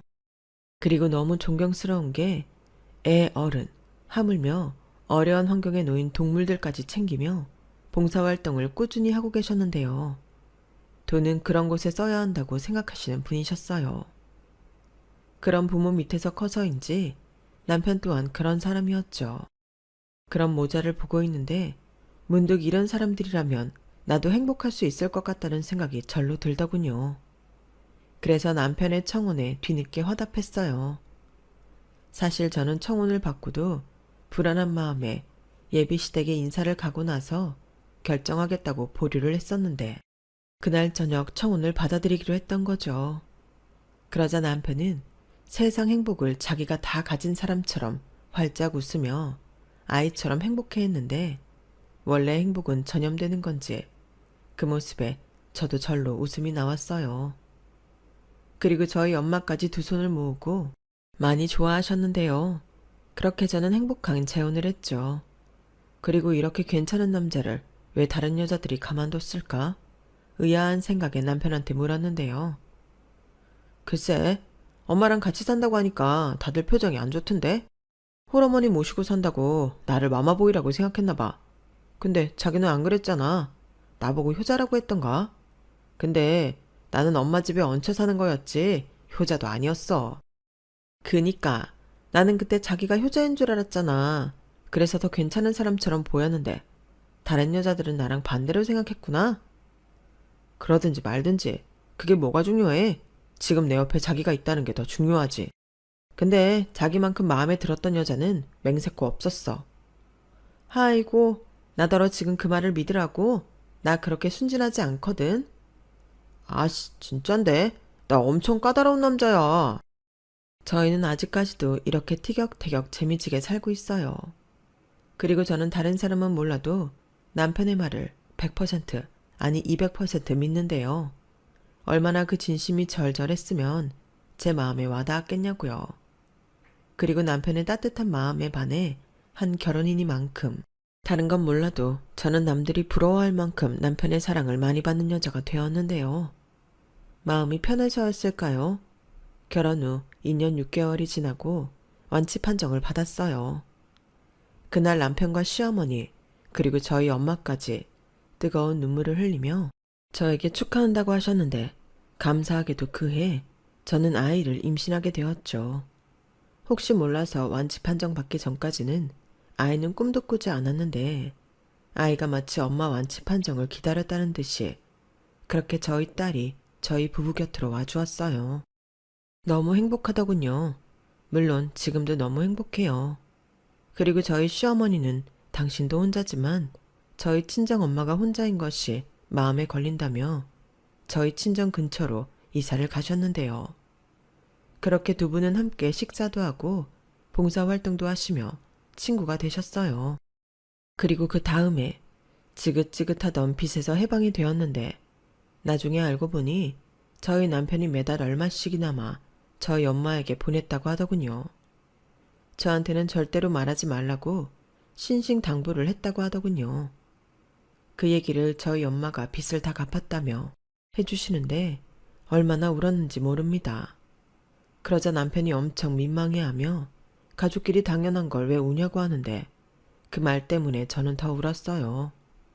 그 순간 왜 하필이면 그 망할 놈이 저한테 가족이니까 자기 집 가게일 돕는 건 당연하다고 했던 말이 떠올랐는데 이렇게 같은 말이 다르게 들릴 수 있구나 새삼 신기했어요. 그리고 그때부터는 그 사람과 그 사람 엄마가 저한테 이혼하라고 이혼 서류를 들이민 게 고맙게까지 느껴졌는데요.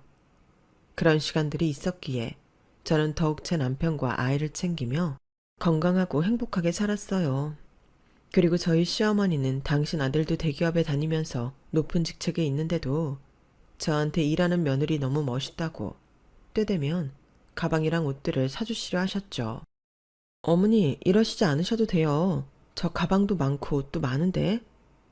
내가 사주고 싶어서 그래. 원래 내 꿈이 커리어 우먼이었거든. 근데 나는 혜란이 너처럼 머리가 좋지 못해서 그러질 못했어. 그래서 딸을 낳으면 딸은 꼭 커리어 우먼이 됐으면 했는데 딸을 못 낳았잖아. 너는 나한텐 딸이고 젊었을 때 나야. 그래서 이런 거 보면 막 사주고 싶고 그래. 네가 나를 위해서 좀 입어주고 들어주면 안 되겠니? 어머니도 참 제가 죄송해서 그렇죠. 죄송하긴 돈 벌어서 뭐해? 자식한테 써야지. 난 이 시아버지가 남겨준 유산 많다. 네가 내가 신혼집 사준다고 해도 싫다고 아주 난리를 쳐서 내가 그것도 못 해줬는데 이런 거라도 마음 편하게 하게 해줘라. 네, 저는요. 지난번 일이 있어 무슨 일이 있어도 신혼집은 저희 힘으로 마련하고 싶었어요. 그때 저희 시어머니는 자긴 옛날 사람이라며 신혼집을 공동명의로 사주시겠다고 하셨는데 제가 극구 싫다고 했죠. 그럼 결혼 안 하겠다고 아주 강하게 못을 박았어요. 그러자 같이 봉사하시는 분들이 무슨 그런 치사한 며느리가 다 있냐며 제 칭찬을 그렇게 하셨다는데 그 덕인지 저희 시어머니는 저만 보면 뭘 못 짜줘서 안달이 나십니다. 저 아니면 평생 백화점에도 가실 일이 없는 양반이신데 당신은 검소하게 살아도 저만큼은 다 해주고 싶다고 하세요. 그래서 저는 차마 다는 못 받고 3번 중에 1번 정도 받고 있는데요. 그러면 저희 엄마도 저희 남편한테 꼭 뭐든 해주시려 하셨어요. 사위사랑은 장모라며 때 되면 보약도 매번 지어오시는데 그 덕에 결혼 후 10kg이나 살이 쪘더라고요. 저는 건강을 위해서라도 살을 빼라고 잔소리를 하는데 남편은 이게 다 사랑을 먹고 찐 살이라며 절대 빼지 않겠다고 합니다. 찐 살이 사랑이라니. 저는 또 남편의 말에 웃음이 터지고 말았죠. 살을 빼는 건 사랑을 빼는 거라서 절대 안 된대요. 분명 말도 안 되는 소리인데 그 말에 저도 이젠 살 빼라는 말은 못하고 삽니다. 좀 통통하면 어때요? 이미 저 사람은 내 사람인걸요. 그렇게 이혼하고 행복하게만 살다 보니 10년이란 시간이 훌쩍 흘렀어요. 딸아이도 제법 많이 컸고 저는 차장으로 승진까지 했는데 일하면 몸 상할까 저희 시어머니와 저희 엄마가 어찌나 신경을 많이 써주던지 딸애도 반은 두 분이 키워주셨어요. 그 결과 저는 직책에 비해 높은 연봉을 받는 고연봉자가 되었고 집에서도 회사에서도 대접받는 사람이 되었는데요. 그러다 저희 엄마 생신을 맞아 저는 가족들이 모두 모여 식사할 곳을 찾았어요. 저희 가족은 생일 때면 함께 모여 늘 좋은 식당에서 식사를 하거든요. 그리고 원래는 남편과 제가 반대로 저는 시어머니 생신일 때, 남편은 저희 엄마 생신일 때 식당을 예약하는데 그날은 남편이 해외 출장으로 제가 예약을 하게 되었어요.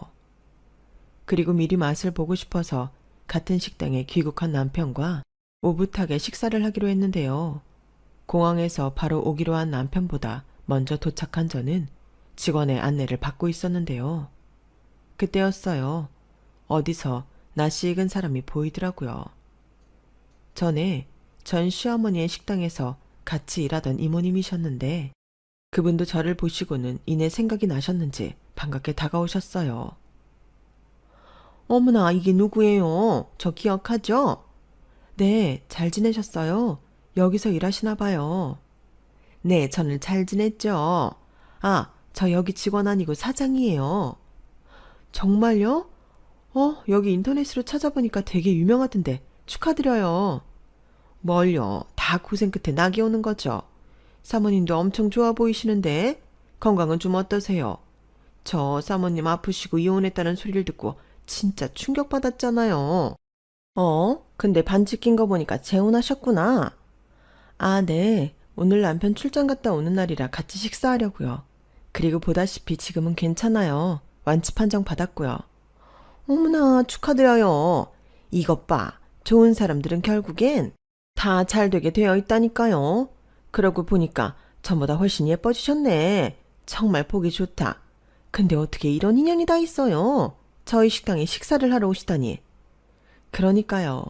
아, 저 여기 주말에 저희 엄마 생신이라 예약도 했는데 잘 부탁드려요. 어머나, 정말요? 세상에나 이렇게 감사할 때가. 그럼 오늘 식사는 그냥 제가 대접하는 걸로 할게요. 아니에요. 그럼 안 되죠.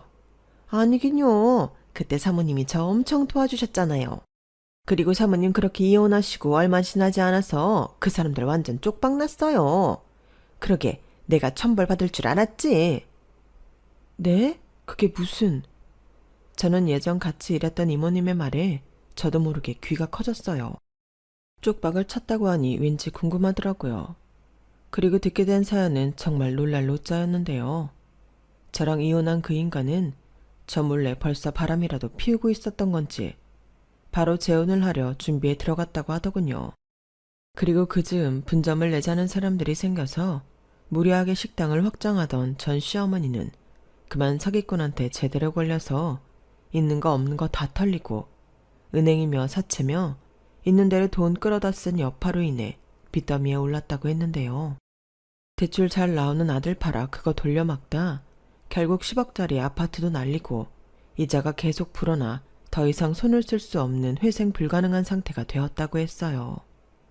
그러자 화병에 전 시아버님은 돌아가시고 전 남편이었던 그 사람은 음주운전하다 빗길에 차가 심하게 굴러 크게 다쳤다고 했는데 천벌도 그런 천벌이 없더군요. 그 덕에 그 사람의 재혼은 물 건너가고 겨우 무보증 원룸에서 자기 엄마가 없으면 아무것도 못하는 삶을 살게 되었다고 하는데 그 말을 듣는데 기쁘다기보다 씁쓸했어요. 제가 암에 걸렸을 때 자기는 제 병간호하기 싫다고 냅다 이혼하자고 하더니 자기가 저보다 더한 꼴이 될 줄 누가 알았을까요? 그리고 한참 이야기 중 허리가 굽은 한 노인이 식당 안으로 들어왔는데요. 순간 저는 보고도 믿을 수 없었어요. 그 노인은 그렇게 저한테 시댁 갑질을 하던 전 시어머니셨거든요. 그리고 이내 저를 알아본 전 시어머니는 자기 꼴이 창피한지 어쩔 줄을 몰라 했는데요. 사정이 하도 딱하셔서 저희 가게에 파트타임하고 계세요. 생활비며 아드님 약값 필요하시다고 하도 부탁을 하셔서 아, 자리 안내해드려야죠. 내 정신 좀 봐. 너무 반가워서 제가 계속 붙잡고 있었네요. 저 따라오세요. 그리고 오늘은 정말 제가 대접하는 거니까 계산하지 마세요. 저는 그렇게 잠깐 불편한 제외를 하고 안내받은 룸에 들어가 남편을 기다렸어요. 남편이 퇴근 시간이라 차가 막혀 좀 걸릴 것 같다며 먼저 먹고 있으라고 연락을 했더라고요. 저는 괜찮다고 오면 같이 먹겠다고 했는데 그때 문이 열리고 기본 찬을 든 전 시어머니가 들어오셨어요. 왜 하필 저 사람이 저걸 들고 올까? 좀 불편했는데 금방 놓고 가시겠지 싶어 저는 계속 핸드폰만 보고 있었는데 이내 전 시어머니는 나갈 생각이 없는 건지 아예 한 자리를 차지하고 앉더군요. 오랜만이다. 얼굴을 보아하니 잘 지내는 것 같구나. 네, 덕분에 잘 지내요. 그런데 어머님은 잘 지내지 못하시나 보네요. 저 망하려니 내 얘기 이미 다 떠벌렸지? 내가 그럴 줄 알았다. 그래, 네가 들은 대로야. 아마 나랑 우리 아들이 너한테 못되게 군 거 벌받나 보다. 전 시어머니는 그 말을 하면서 제 얼굴도 보지 못하고 고개를 푹 숙이셨어요. 그 까닭에 굽었던 등이 더 굽어진 듯 보였는데 달리 할 말이 없더라고요. 그냥 이쯤에서 빨리 자리를 비켜줬으면 좋겠다는 생각뿐이었는데요. 그런 제 마음을 알았는지 전 시어머니가 자리에서 일어났어요.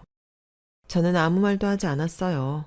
어차피 끝난 인연에 더 할 말도 없었고 이게 우리의 마지막이었으면 좋겠다는 생각을 하고 있던 그때 전 시어머니는 제 앞에서 무릎을 꿇더니 제 손을 덥석 붙잡더군요.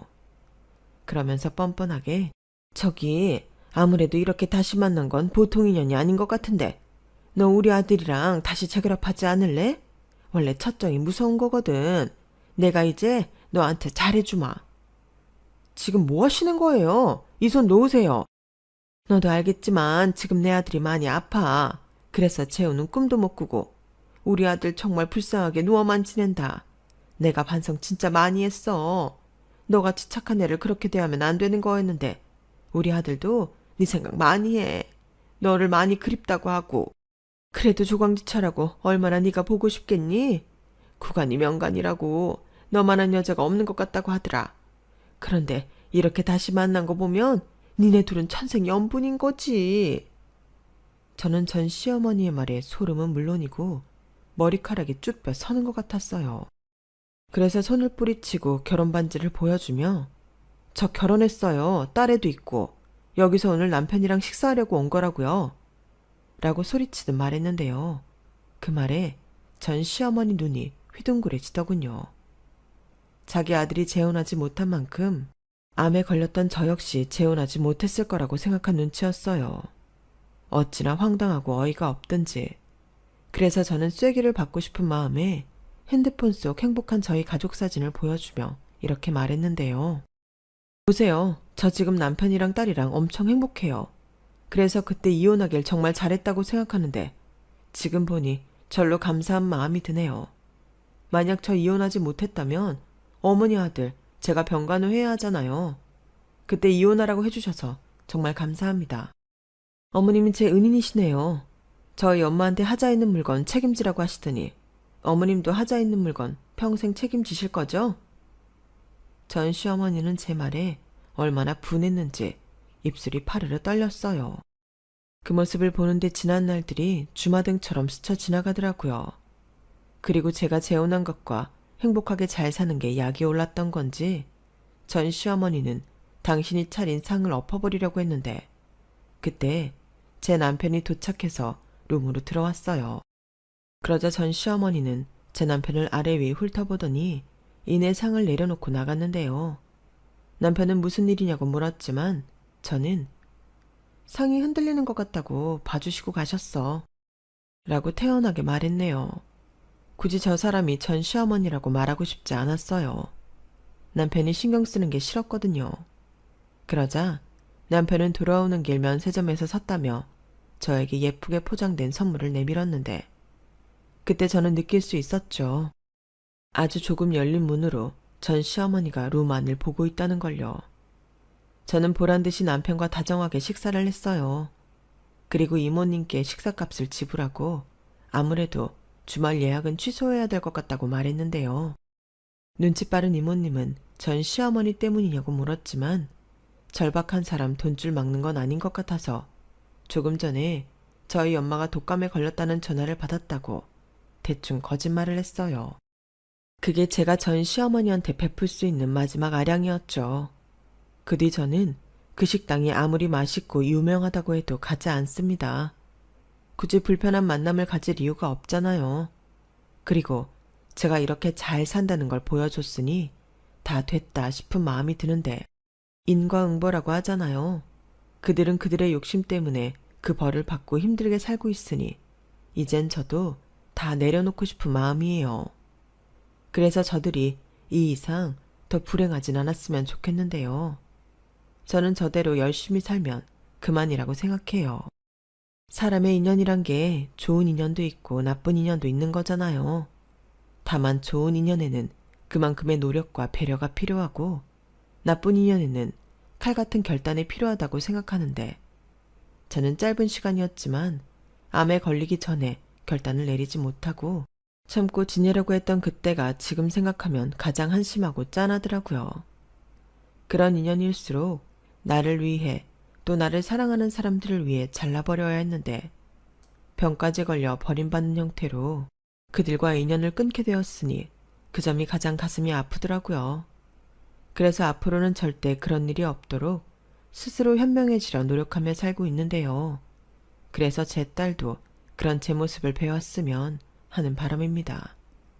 아이는 부모를 거울 삼아 자라잖아요. 그리고 마지막 바람이 있다면 앞으로도 딱 지금처럼만 행복했으면 좋겠다는 건데요. 크고 작은 시련들이 저를 기다리고 있겠지만 사랑하는 저의 가족들과 슬기롭게 그 시련들을 모두 극복할 수 있길 바라봅니다. 시련이 있어야 성장이 있듯 한 사람으로서 또 엄마로서 남편과 더불어 좋은 어른이 되고 싶어요. 제 사연은 여기까지입니다. 항상 건강 잘 챙기시고요. 오늘 하루도 좋은 일 가득하시길 진심으로 바라겠습니다. 안녕히 계세요. 여러분, 사연 댓글에 응원과 현명한 조언 부탁드려요. 좋아요와 구독은 저에게 큰 힘이 됩니다. 오늘도 좋은 일 가득하세요.